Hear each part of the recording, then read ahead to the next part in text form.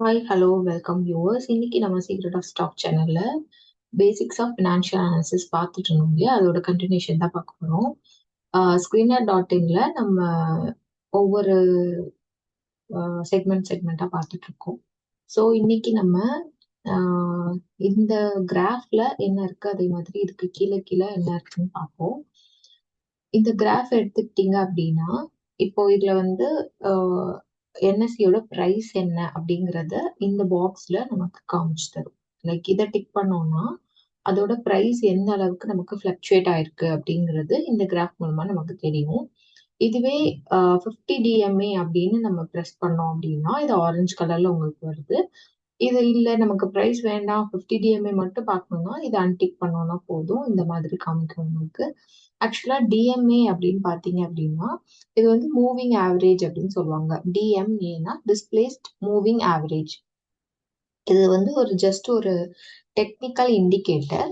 இதை வந்து எதுக்கு யூஸ் பண்றாங்க அப்படின்னா ஸ்டாக்ஸ்ல மூவிங் ஆவரேஜை வந்து எப்படி நம்ம கம்பேர் பண்ணி பார்த்து எந்த ஸ்டாக் பெட்டர்னு பாக்குறது அப்படிங்கிறதுக்காக தான் நம்ம வந்து டிஎம்ஏ வந்து யூஸ் பண்ணிட்டு இருக்கோம். அதான் எவ்வளோக்கு ஆவரேஜா மூவ் ஆயிருக்கு, அந்த ஸ்டாக்கோட ப்ரைஸ் எவ்வளோக்கு மூவ் ஆயிருக்கு அப்படிங்கிறத மோஸ்டா இதுலதான் நம்ம பார்த்து தெரிஞ்சுக்கிறோம். இது வந்து யூஸ்வலா 50 டேஸ் 200 டேஸ் அந்த மாதிரி நம்ம மூவிங் ஆவரேஜ் கால்குலேட் பண்ணுவோம். இதுல பாத்தீங்க அப்படின்னா 50 டேஸ்க்குள்ள மூவிங் ஆவரேஜ் காமிக்கும். இதுவே 200ல பாத்தீங்க அப்படின்னா 200 டேஸ்க்குள்ள மூவிங் ஆவரேஜ் நமக்கு காமிக்கும். ஸோ இந்த மாதிரி உங்களுக்கு பிளாக் லைன் வருது, இது வந்து 200 டேஸ் கொடுத்து. இதுவே 50 டேஸ் கொடுத்தீங்க அப்படின்னா இது வந்து ஒரு மாதிரி ஆரஞ்சு கலர்ல வரும். இல்ல எனக்கு பிரைஸ் மட்டும் பார்த்தா போதும்னு நினைச்சீங்கன்னா பிரைஸ் மட்டும் பார்த்துக்கலாம். இந்த மாதிரி நமக்கு எது தேவையோ அதை மட்டும் நம்ம பாக்ஸ் கிளிக் பண்ணி பார்த்துக்கிட்டா எந்த அளவுக்கு கிராஃப் அந்த ஃபிளக்சுவேட் ஆயிருக்கு அப்படிங்கிறது அந்த கிராஃப் மூலமா நமக்கு தெரியும்.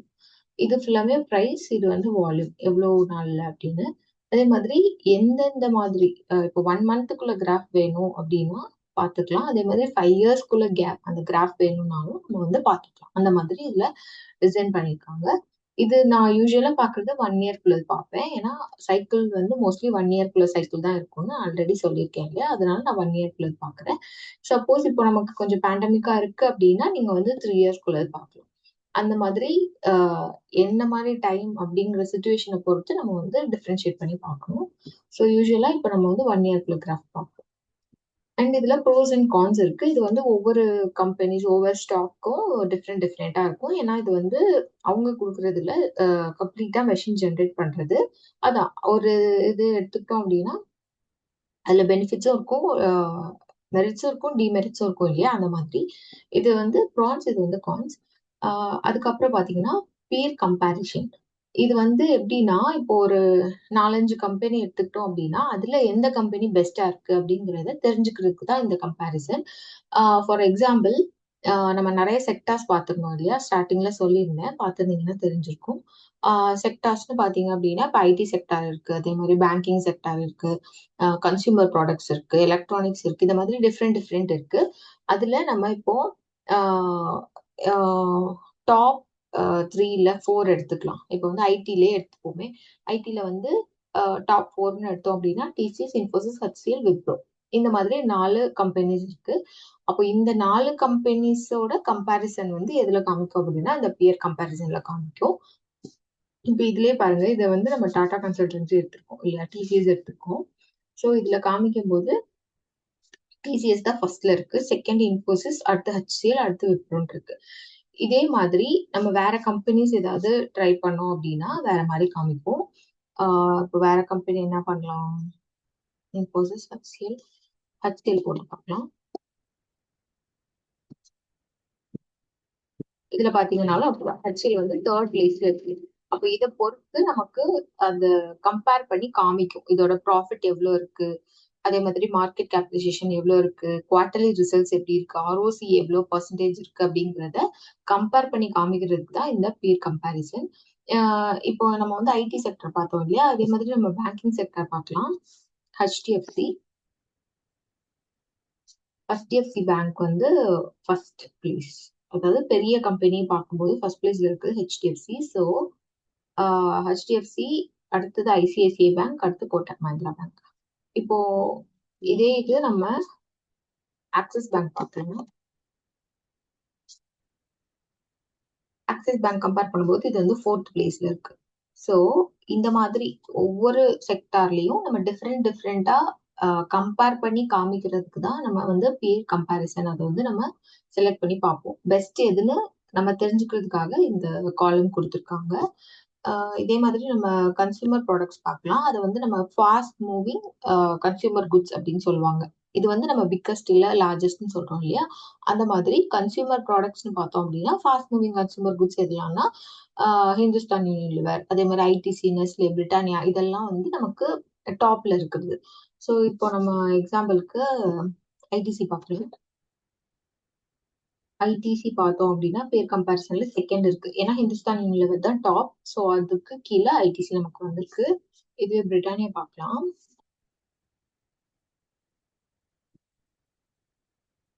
பிரிட்டானியா இது நமக்கு செகண்ட் பிளேஸ்ல இருக்கு. இது வந்து எது கூட கம்பேர் பண்ணல அப்படின்னா ஹிந்துஸ்தான் யூனிலிவர் கூட கம்பேர் பண்ணல. ஏன்னா நெஸ்லேயும் பிரிட்டானியாவும் கிட்டத்தட்ட சேம் ப்ராடக்ட்ஸ் இல்லையா? அதாவது ஒன்லி ஃபுட் ப்ராடக்ட்ஸ் மட்டும் வரும் அந்த மாதிரி. அதனால பிரிட்டானியாவும் நெஸ்லேயும் கம்பேர் பண்ணி நெஸ்லே ஃபர்ஸ்ட், பிரிட்டானியா செகண்ட் பிளேஸ்ல இருக்கு. இந்த மாதிரி ஒவ்வொன்றும் நம்ம வந்து கம்பேர் பண்ணி பார்த்துக்கலாம். இதுவே எலக்ட்ரானிக்ஸ் ஐட்டம்ஸ் எடுத்துக்கிட்டீங்க அப்படின்னா அதுல வந்து மோஸ்ட்லி எது ஃபர்ஸ்ட் செகண்ட்னா சாம்சங், எல்ஜி, சோனி அந்த மாதிரி. ஸோ இப்போ நம்ம சாம்சங் போட்டோம் அப்படின்னா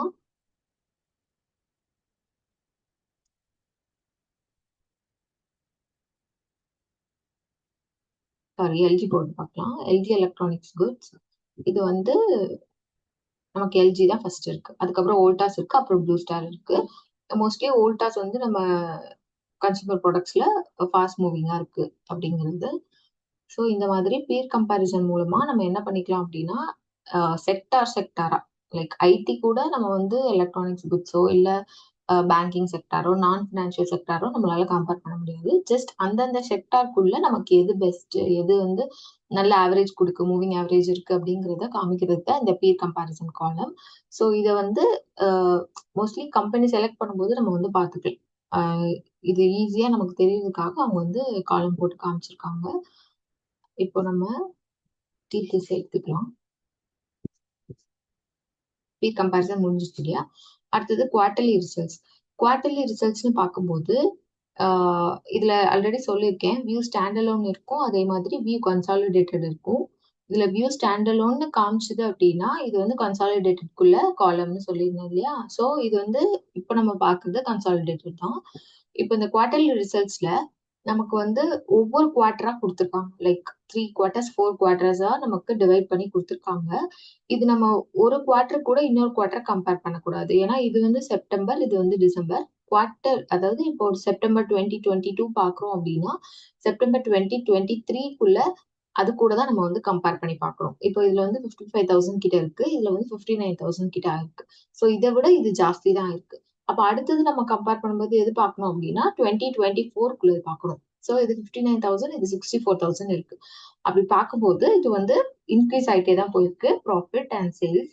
இதுல நம்ம வந்து இப்போ எக்ஸாம்பிள் வந்து நம்ம டைட்டன் எடுத்துக்கலாம். Titan company. இப்போ இந்த டைட்டன் கம்பெனில நமக்கு குவார்டர்லி ரிசல்ட்ஸ் எப்படி இருக்குன்னு பாருங்க. செப்டம்பரை விட டிசம்பர்ல வந்து ஜாஸ்தியா இருக்கு. திரும்ப மார்ச்ல நமக்கு கம்மியா இருக்கு. அப்படி பார்க்கும்போது ஸோ குவார்டர்லிக்குள்ளது நம்ம வித்தின் இயர்க்குள்ள நம்ம கம்பேர் பண்ணக்கூடாது. அந்த குவார்டர்லி ரிசல்ட்ஸ் இருக்கு அப்படின்னா அதை நெக்ஸ்ட் இயர் கூட கம்பேர் பண்ணணும். இதுக்கு ரீசன் என்னன்னா இப்போ இந்த டிசம்பர் எடுத்துக்கிட்டோம்னா ஆக்சுவலா டிசம்பர் வந்து festival season like new year, Christmas எல்லாம் வருது.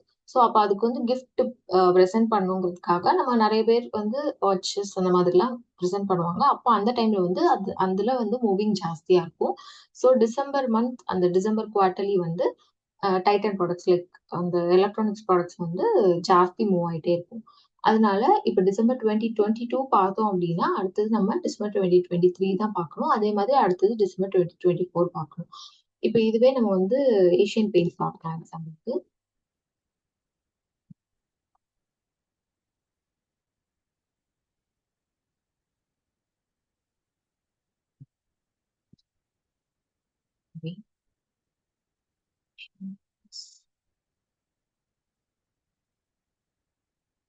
இப்போ இந்த ஏஷியன் பெயிண்ட்ஸ்ல பாத்தீங்கன்னா குவார்டர் ரிசல்ட்ஸ் இதுல ஜூன், செப்டம்பர், டிசம்பர், மார்ச். இப்போ இதுல வந்து நமக்கு எதுல ஜாஸ்தியா இருக்கு? ஆல்மோஸ்ட் சேமா தான் இருக்கு.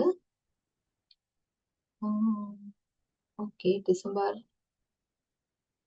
இதுல அவ்ளோ டிஃபரன்ஸ் தெரியல.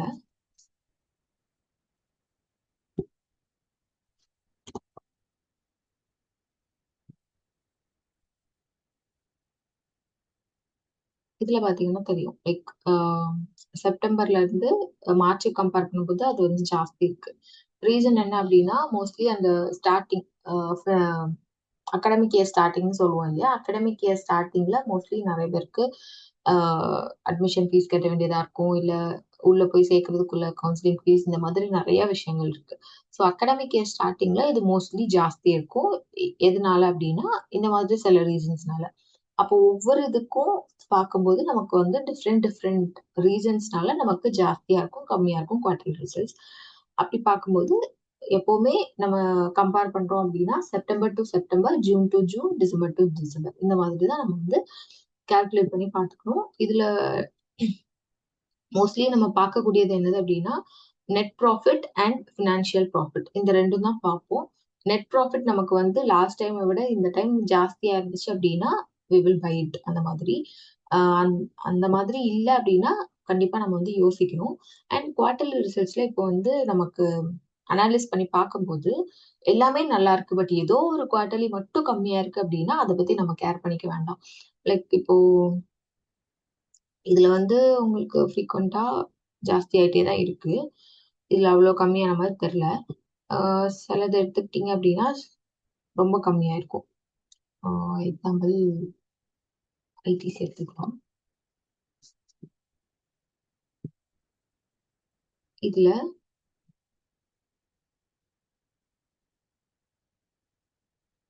இப்ப இதுல பார்த்தீங்க அப்டின்னா, இதுல ஜூன் வந்து நமக்கு 21,495 இருக்கு. அவ்ளோ குரோர் நமக்கு கிடைச்சிருக்கு. பட் செப்டம்பர்ல நமக்கு 19 தான் கிடைச்சிருக்கு. ஆனா இந்த ஒரு குவார்ட்டர்ல மட்டும் தான் நமக்கு என்ன இருக்கு அப்டின்னா, அமௌண்ட் வந்து கீழ போயிருக்கு. வேற எந்த குவார்ட்டர்லயும் நமக்கு வந்து கீழ போல. எல்லாமே ஜாஸ்தியாயிட்டே தான் இருந்திருக்கு. அதனால இந்த குவார்ட்டர் மட்டும் தான் நமக்கு அடி வாங்கியிருக்கு அப்டின்னா, அத பத்தி நம்ம வந்து கேர் பண்ணிக்க தேவையில்ல. ஏன்னா ஃபினான்ஷியலா அது நடக்கக்கூடிய ப்ராசஸ் தான். ஆனா பின்னாடி எந்த ஒரு நியூஸும் இல்ல, லைக் ரூமர்ஸ் இல்ல அப்டின்னா, நம்ம வந்து we will go for it அந்த மாதிரி. இதுக்கப்புறம் புராஃபிட் அண்ட் லாஸ். இந்த புராஃபிட் அண்ட் லாஸ் நம்ம ஆல்ரெடி பார்த்தோம் இல்லையா? அதுக்கடுத்து பார்த்தீங்க அப்டின்னா, அ இதுல compounded sale growth, compounded profit growth, stocks CAGR, return on equity. இந்த 4 காலம் பத்தி நம்ம நெக்ஸ்ட் வீடியோல பார்க்கலாம். அ இன்னொரு வீடியோவோட சீக்கிரமா சந்திக்கிறேன். Until then bye from Raji. Thank you for வாட்சிங் வியூவர்ஸ். டாடா பாய் பாய்.